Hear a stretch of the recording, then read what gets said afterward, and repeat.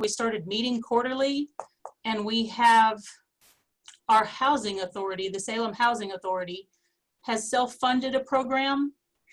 They put up $500,000 to start buying houses that are currently on the market and renovating them and then put them back on the market. So the whole intent is they're not for them to keep, but just to put good housing stock back on the market. They should be completing their first house any day now. So that's been an interesting piece, that once we just started talking about it, there's been other programs kind of stepping up to the plate. Another piece, and I know I talked a lot with Kelly Sink over at MRPC. Good afternoon, Bonnie. Sure. And we've put together with Riverways Federal Credit Union. Some of you may recall I had mentioned we were putting together a program around housing with them. We've put together a grant application for a federal home loan bank grant to do renovations on 25 owner-occupied homes. So we'll know in December approved for that. So we've got several things that are now in motion just because we started that conversation. So.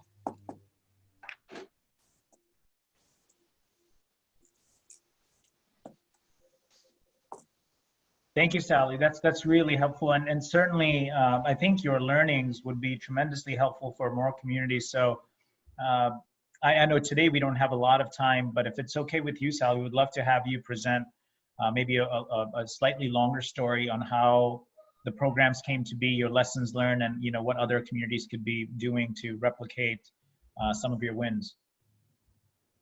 Sally, real quick question. Your housing authority is a city or county? Who controls that? It started as a city entity. And even though the city still, the Board of Aldermen approves board members, it's technically autonomous. So it operates on its own. Other reactions. So it sounds like, Sally's got some really interesting wins that have taken place in Salem. And so the pathway on how, really interesting insight, rather than jumping to doing a comprehensive analysis, use the census data to at least get yourself a baseline, and then do some validation to make sure that the data is as accurate as possible. That's tremendously helpful. And then if we can use the data to mobilize not only those partners that are at the table, but maybe that data can also bring other partners to the table that may not traditionally be there. So great insights there. One of the Council of Government agencies, welcome your thoughts on what else we should be thinking about on this front. This is Bonnie. I've been on vacation for a few days, so I feel like I'm brain dead and trying to get reoriented to what's going on. Kind of follow up a little bit on what Sally did. MRPC did a similar program to what the Salem Housing Authority is planning to do for several years. We had got a grant through HUD back many years ago to purchase basically repossessed or foreclosed housing, renovate it and resell it. And I would have to dig through the records to see how many of those houses we did across the region. And we tried to use, for the most part, volunteers to do the renovations, the best, to their ability, and then hire in for the major parts. But it was a very good program and really preserved the housing stock to some degree in the region, and promoted homeownership, because then we've used other programs, USDA especially, their direct loan program, and that to get some pretty good rates. I'm in the process right now trying to hire someone that would be doing our some of the housing studies in the floodplains that we're going to be working on, and that's going to include Herman. So we will be able to gather some data through that funding source of the housing situation within the floodplain in Herman and Gasconade County. So I think we have been talking to Ron and Mark Wallace at the city and trying to build out, what additional costs would be to include the entire school district, because that's kind of their area of focus, to look at that, a housing needs assessment there, and just a good assessment of what's there what's missing, potential areas for development. So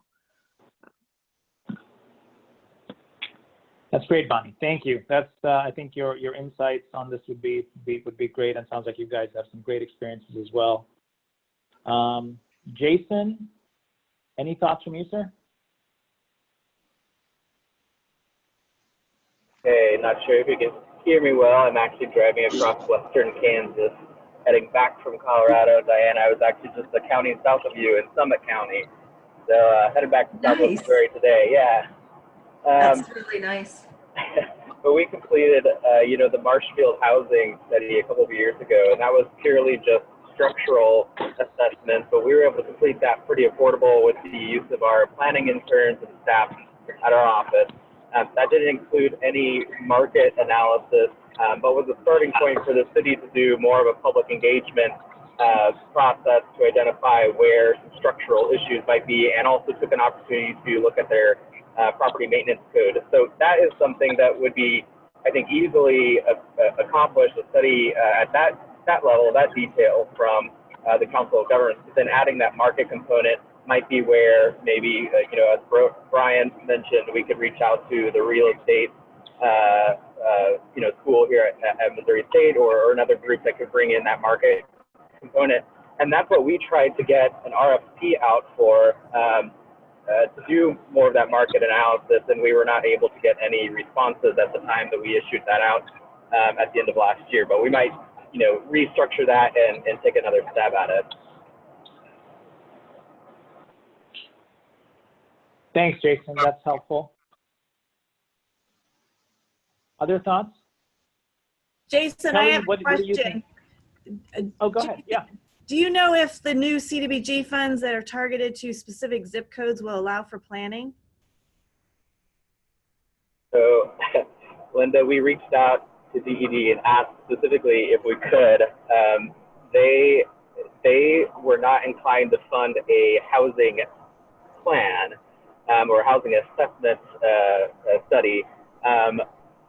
So I think that we might have some opportunity there, but we'll have to get creative in the way that we're structuring it, and maybe put some more specific, maybe low-income housing talking points or deliverables in that. But they weren't interested in just a general housing plan. But if we could, as a group, put together an application that would cover the state, do you think that would be more competitive? I think it's definitely worth a conversation. So let me ask you this, and again, I'm not trying to put anyone on the spot, but one of the action items could we take is maybe the handful of Council of Government agencies that are here. What if we could take this conversation offline and just figure out, if we could, what are the steps that we could be taking from a, whether it's a CDBG grant strategy, what that could look like, and in parallel, see what data or templates we can arm our respective communities with, so that they can. One of the things that I know it's a common theme in just about all the grow communities is, except Salem. Salem's making huge strides already. Is that they're looking for that one place where the local leaders can start to take some steps forward on the housing conversation. And I believe that if we could give them one or two specific, tangible, and relatively straightforward tasks that they can own, they can start to mobilize some local activity while we work on, maybe, conversations with MSU and the CDBG dollars, et cetera. Is that, again, is that something that would make sense in terms of a next step? Just welcome your thoughts and reactions. Garrett, what do you think? I don't know if you're. I apologize. Can you repeat that question? There's a little bit of background noise here, so. Oh, no, that's okay. I was just wondering, one of the themes we're hearing is the towns could use a little bit of guidance in terms of whether it's, the tools and templates or the pathway for them to start something locally. And maybe if we, as a collective Council of Governments, could work through how to develop one or two pieces that our towns could be working on, and in parallel, Sounds like Bonnie and her team's making some huge strides already. And, you know, Jason's got some great ideas on, you know, potential ways in which we could collaborate with MSU, et cetera. It just seems like collectively, you know, each one of us is working on one problem. If we can connect it all together and make it easier for our towns to take some next steps, I'm just wondering if maybe that's one of the next steps that we could take here.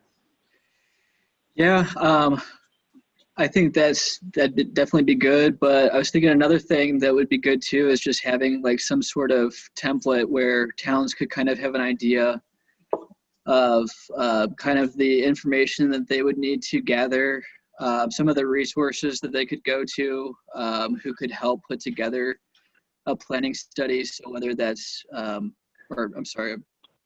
housing study. So whether that's, you know, planners like ourselves or realtors or economic developers, something where they just can kind of be on board and we can kind of jump in and be able to help pretty easy. Yeah. Sure. Bonnie, what do you think? I think that would be a good idea. I think we could look at what could be pulled together there and what opportunities are there. I know I've had 2 or 3 calls last week on folks wanting to know what kind of incentives were available for housing development. And renovation. So these are just folks that are wanting to build some homes in a few of the communities and also wanting to renovate dilapidated properties for rental units. And I don't know that the state of Missouri really offers a lot for that smaller developer. So that, you know, that's, I think, I wanted to reach out to MHDC and to see if I was missing something. But, you know, most of their programs are designed more for the larger developer. So I think we have some work to do there, just in the state, maybe identifying what resources there are that we might not know about or what resources are missing. Because I really think in our rural areas, it's going to be the smaller developers who want to build 2 or 3 spec homes or, you know, who's interested in renovating some dilapidated properties and flipping them. And we need to encourage that. And, you know, it's not, the big guys aren't going to come to town. In our, you know, a town of 3,000 or 5,000, we're going to have to rely on those smaller folks who want to do, you know, a handful of projects. Yeah, no, great point, great point. And I'm noticing the time, the other call starts in 4 minutes. So any other last thoughts, and then we can pause here and we'll switch over to the other conversation. Any other, I mean, I know we had a very short time, but it feels like we actually accomplished quite a bit. Anything else that we ought to be thinking about? Rashu, I may have sent this to you before, but there is some actually, believe it or not, bipartisan discussion about the neighborhood. I just sent you the information, but it's a tax credit program that would provide soft equity into, so often when you're redeveloping neighborhoods, the appraisals don't catch up for a while, and this provides tax credits to be able to provide an incentive to do that. So that's something to keep a watch over. But I sent you information on that. Great. Thank you, Brian. All right, thank you, everyone. It was a pleasure connecting with all of you. Thank you for your time, and we'll see you soon on the other call. Take care. Have a good day. All right. See you. Thanks for sharing.